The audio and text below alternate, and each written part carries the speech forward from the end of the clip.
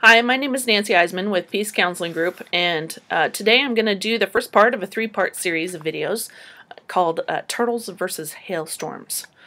Um, I'm going I'm going to talk a little bit about this analogy of turtles versus hailstorms. It's something that I actually learned in a training quite some time ago with Harville Hendrix. He's the author of some books called Getting the Love You Want, Receiving Love, Keeping the Love You Find, etc. And he's also the author and creator of Imago Relationship Therapy. It's the analogy of the turtle and the hailstorm, and how they get into relationships with each other and how they relate to each other. Today we're going to talk about turtles and how they feel about being in relationship with their hailstorm counterparts. So in any relationship, you're going to have one turtle and one hailstorm. And so that's part of the basics of attraction. And so pretty much there's going to be one of each in any relationship. All right, characteristics of the turtles. All right, turtles usually lean more to the counter-dependent side of the street. I'm not a big fan of labels. I think they're kind of for insurance companies. But counterdependency is just a word that describes a set of characteristics that oftentimes occur together. So these characteristics, actually they're psychological defenses based on wounds in your heart, but these characteristics for counterdependency are as follows, okay?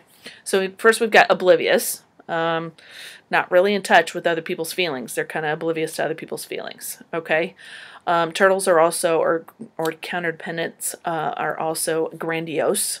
I think I'm all that in a bag of chips. Aren't I great? Right? They're also independent. I'm fine. I don't need anybody else. I'm fine all by myself. They can be aggressive. Okay, they're gonna hunt you down and catch you like a caribou. Right?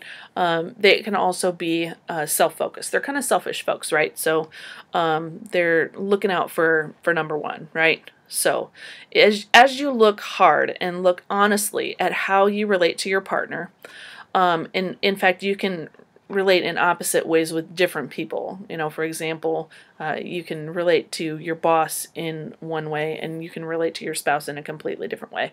But for this illustration, concentrate on how you relate to your significant other. Okay, so do you tend to relate to him or her in these ways? In this way of obliviousness and grandiosity and aggressive, self-focused, and independent. Okay, so if you do, there's a good chance you're a turtle, okay? Turtles will also have a fear of engulfment, okay? So I'll explain a little bit about what that means. They have a heightened anxiety or too much anxiety in times of emotional closeness.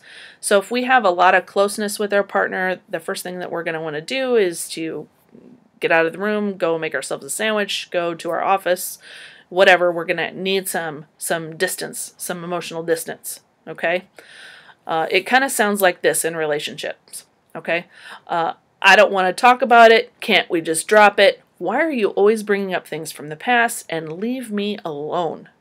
Okay, so they tend to exit, whether physically or mentally or both, particularly right after a time of connection or closeness, such as sex or a deep conversation or even a fight.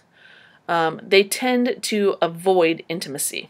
Okay, turtles have this fear of engulfment because of deep shame, because of being told or shown in some way over and over again when they were a little kid, all the ways that they weren't good enough. When they have a wound of deep shame in their hearts, they internalize a myth, although as kids they believe it's totally true, that they could be perfect and that their lovability depends on their perfection. They also believe that they're capable of being in charge or controlling other people's emotions and making sure that they stay calm and they don't yell or show reactivity. It's a lie they learn to believe when they're a little kid. So next I want to talk for a second about how turtles do conflict, okay? When a turtle experiences any given situation with their hailstorm counterpart, they witness what is, for them, a volatile set of emotions. They experience the emotional range of a hailstorm as way too high and scary. They like to tell their partner, calm down, quit overreacting, you're acting crazy, settle down. They have their fight, flight, or freeze lizard brain centers triggered a lot of the time, and it's triggered by big emotion. What makes it even worse is that their hailstorm counterpart has no clue that they are even scary for the turtle. Why would a hailstorm be afraid of hail? Hailstorms experience their normal range of emotions and are completely unaware that they are freaking their turtle out. This happens even if the emotions have nothing to do with the turtle, and the turtle did absolutely nothing to cause it.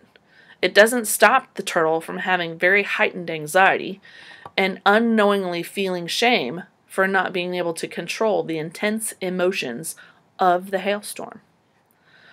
Turtles react to the hail in equal proportions to the way that they experience the anxiety or the reactivity. A hailstorm could come home from work and be upset by the traffic that they just drove through, for example. They walk in the door with their emotions turned up, and for a hailstorm, that's completely normal. The full range of emotions is no problem for a hailstorm. But their turtle partner freaks out. The turtle might not even be aware, by the way, that they're freaking out, or be able to verbalize it. Their natural defense mechanisms is to cinch up into their turtle shell and wait for the storm to pass, which is like flight, or start getting a lot louder, which is like fight. And much to the confusion of the hailstorm, what did I do? They say, why are you backing away from me? What's wrong with you? I'm just upset about the traffic.